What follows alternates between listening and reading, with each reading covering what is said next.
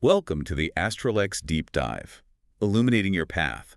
I'm Solarian Zephyr, your cosmic strategist, And I'm Lunaria Selene, your intuitive guide. We're here bridging celestial wisdom to help unlock your modern path. and discover those guiding starlight insights. Today, we're exploring some really powerful cosmic energies. Yeah, asking that question, how do planetary transits shape your story today?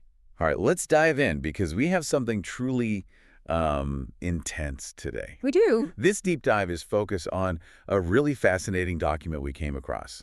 It explores the astrological landscape for a very specific profile. Super specific, a Scorpio Sun man with Scorpio Rising. Exactly. And what 2025 might hold, according to this, well, unique source. You called it intense and maybe mythological before. That feels about right. This isn't your standard, here's your month ahead forecast. Not at all.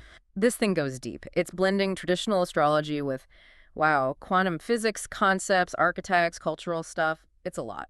It really is a wild ride, like you said. Yeah. So our mission here is basically to unpack this dense, powerful document. Try and get a handle on it. Yeah, understand its core ideas, its unique language, because the language is unique. Explore the really vivid, almost visceral imagery it uses. Mm-hmm. And ultimately figure out what insights it might offer about transformation, intensity, power, specifically for this profile in 2025. It feels less like prediction and more like an alchemical interpretation. Like it's looking at this double Scorpio signature as this elemental force. A force of nature, yeah. Yeah. Let's see what it reveals. Okay, so let's start with this central concept it throws out right away.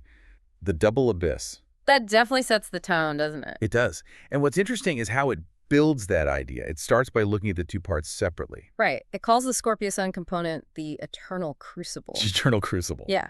So that's the core identity, seen as this engine of constant, almost violent transformation, taking everything life experiences, intense emotions, and just like alchemizing it into raw power. Okay, so the sun's the internal engine.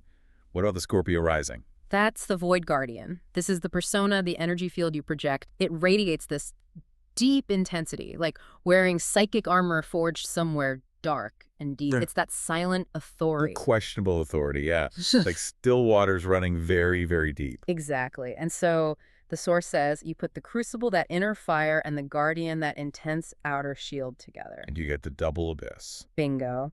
Where the sun's fire merges totally with the ascendant's shadows. It's not just two things side by side. It's like they create this unified field of intensity. And the source claims this merging is incredibly potent. It says it turns destruction into sacred rebirth. Yeah, and obsession isn't just process. It becomes evolutionary fuel and secrets.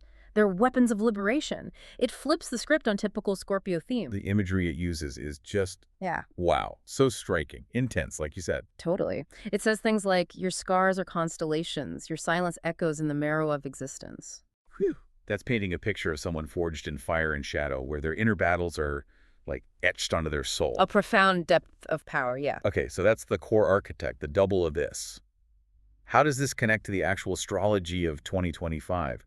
The source frames the whole year as this plunge into a quantum void. Quantum void. Yeah, where Scorpio themes become, get this, event horizon. Okay, event horizons, right.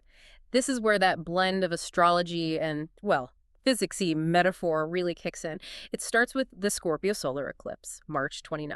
And that lands right in the first house for this profile, the house of self, identity. Exactly. And the source immediately calls it black hole rebirth. Black hole rebirth. So like a total collapse of the old identity. Pretty much. A cosmic singularity, it says, collapsing identity, so something totally new can emerge. And here comes the quantum stuff again. It talks about quantum tunneling. Quantum tunneling. What does that even mean here? Well, the source suggests it's not just an identity shift. It's like the eclipse energy lets this person tunnel through time or dimensions somehow, access past lives, ancestral power, and link it directly to now. Whoa. Okay. That's a lot. Does it say how you'd know this is happening? It actually gets very specific. It gives the somatic anchor example. Yeah. It says, if you feel this intense ice-cold sensation down your spine during the eclipse, you're supposed to scream into a pillow, I claim my multiversal selves. Scream into a pillow. Okay. That's visceral. Almost shamanic, really. Definitely intense. Then there's the big transit, Pluto moving through Aquarius. For this profile, it's in the 12th house. The house of the subconscious, hidden things, karma, self-undoing. Deep waters there. For sure, and the source calls Pluto's journey here revolutionary tunneling. Suggests Pluto isn't just stirring the pot of the subconscious, Yeah. it's causing a quantum entanglement with ancestral shadows, old karmic patterns. And this manifests physically, it claims, as neural static. Neural static. Pingling scalp, sudden deja vu, feeling like little glitches in your reality, that kind of thing. Huh. And is there an action for that one, too? Yep. An embodiment instruction. If you wake up with your left fist clenched during sleep paralysis, But, the command is to internalize or whisper, "My demons are my generals." wow. So integrating the shadow forces, seeing them as allies? Exactly. Turning sleep paralysis into a power move, this source does not shy away from the dark stuff. Clearly not. Okay, what else? There's Saturn, too, right? All right, Saturn in Pisces, Sure. transiting the 8th house for this profile. Eighth has transformation, death, rebirth, shared resources, sex, debt, deep psychology. Another intense one. Definitely. And this placement creates a major tension, according to the source. It calls it karmic gravity. Saturn wanting structure, limits, consequences. Colliding with quantum fluidity. That boundary dissolving, maybe chaotic Pisces energy in the deep 8th house. Precisely. And navigating this tension, the source argues, allows for huge shifts. It claims the pressure leads to quantum decoherence, Which means shattering old victimhood patterns, basically. While the gravitational collapse, the breakdown of old forms forges diamond consciousness, becoming unbreakable through pressure. diamond consciousness. Okay, and how do you apply that? It gives a specific journal prompt for this transit. What ancestral debt must I annihilate to birth my financial sovereignty?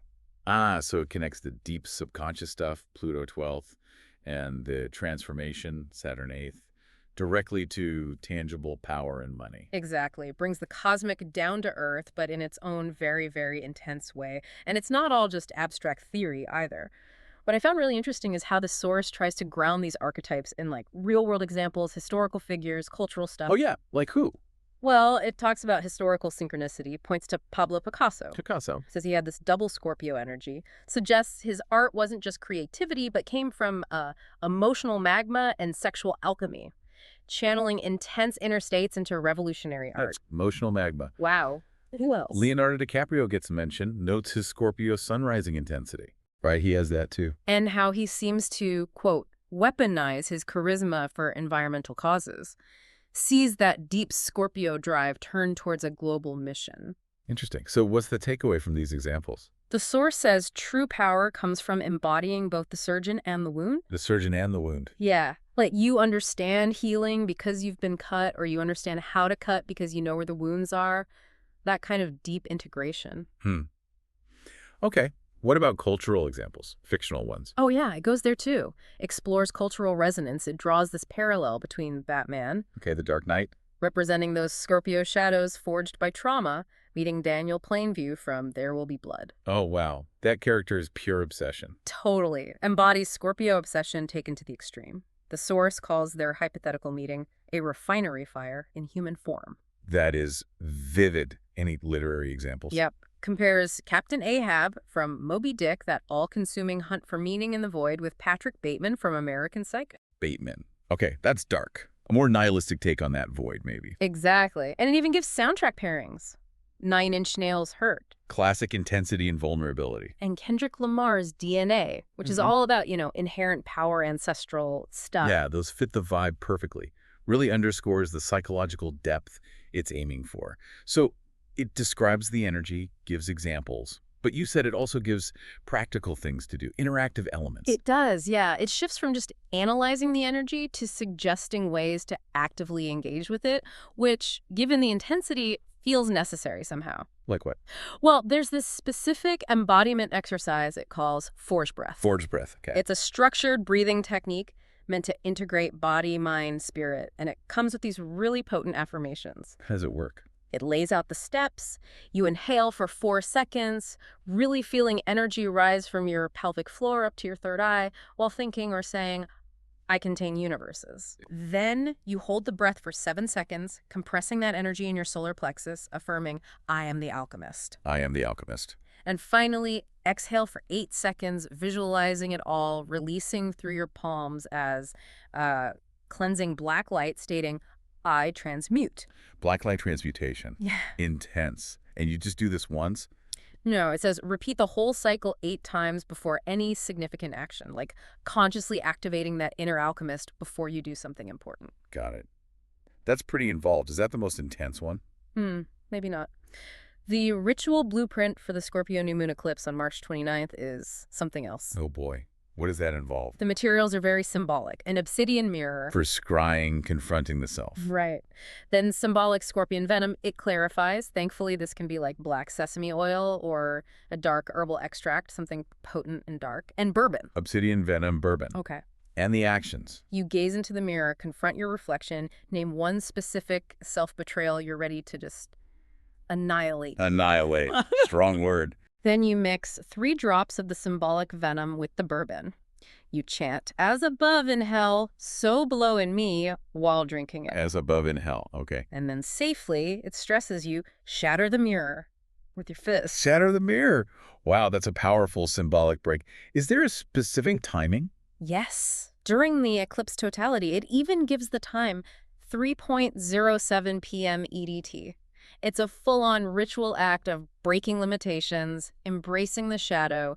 It definitely doesn't pull punches. No kidding. And I bet there's a journal prompt for this too. You know it. What would I become if I stopped fearing my own darkness? What empire awaits in the ashes of my last self-destruction? That really hammers home the core idea, doesn't it? The power is through the darkness, not around it. So after all that intense energy work and inner confrontation, what happens? Where could this lead? The source actually maps out 3 possible future timelines. Future timelines, like potential outcomes. Yeah, presented as these distinct paths that could emerge from harnessing this year's energy. And they are pretty extreme, reflecting the high stakes, I guess. Okay, what's the first one? The Sovereign Surgeon. This links to mastering that Saturn and 8th house energy structure and authority applied to transformation and shared resources. The Sovereign Surgeon. How does that play out? The trigger, it suggests, could be something like exposing massive financial corruption, maybe using that Scorpio knack for digging deep, like getting into hacked tax havens or something. Oh, and the result. Creating something called the Abyss Fund. The idea is reclaiming stolen wealth and using it to fund deep trauma healing centers, using power gained through intensity for healing. So using Scorpio's precision like a scalpel for ethical vengeance almost. That's exactly how it puts it. Ethical vengeance. Okay, timeline 2. What's next? The Ancestral Exorcist. This ties into Pluto's deep dive in the 12th house. Ancestral Exorcist. Trigger. Could be genetic testing revealing deep inherited trauma patterns, literally seeing the ancestral shadows in your DNA. Okay, that's tangible. And the manifestation. Developing something called ghost DNA therapy. It's described as using psychedelics combined with astrology to consciously rewrite epigenetic code. Rewrite your code. Wow. So healing generational curses. Yeah, turning those curses into evolutionary accelerants. That's the alchemy there. Okay, intense. What's the third timeline? The Eclipse Reborn, linked directly to that black hole rebirth energy from the March 29th eclipse. Triggered by? A near-fatal accident, maybe? Leading to a near-death experience that brings back profound insights? And those insights become? Transformative art. It gives the example of creating a Requiem for the Void VR experience, simulating afterlife journeys, altered states, based on the NDE. That sounds incredible. Is there a catch? There is. The source warns about the challenge of avoiding a messiah complex with this one. Ah. How do you ground that? It actually suggests weekly visits to morgues or cemeteries. Seriously, morgues. Yep. Confronting mortality regularly to stay humble, apparently. Like I said, these timelines are not subtle. No, they really aren't. They definitely reflect the source's view that activating this much Scorpio energy leads to equally intense outcomes. Big risks, big potential. So we've journeyed through the archetype, the transits, the examples, the practices, these potential futures. What's the final word? The source's big message, its year's invitation for this profile. Well, it sums it up with a really powerful, almost defiant mantra for 2025. Ready for this? Lay it on me. I am the scalpel in the wound. My darkness births supernovas. My silence detonates worlds. Where others fear oblivion, I architect Genesis. Wow. Okay, that's a declaration. Total self-possession. Yeah. Power found right in the challenge. Exactly. And the core invitation is basically dive deeper, go further than you thought possible, let that solar eclipse burn away all your illusions, then weaponize the ashes. That's the phrase it uses. Weaponize the ashes. Weaponize the ashes. Yeah. It insists true power isn't found by sidestepping the shadow. It's forged only in total surrender to the shadow, and that real creation emerges from the absolute void, from self-annihilation. It's not exactly a comfy message, is it? But powerful within its own logic. Definitely not comfy. It wraps up this part with a short poem that kind of captures it all.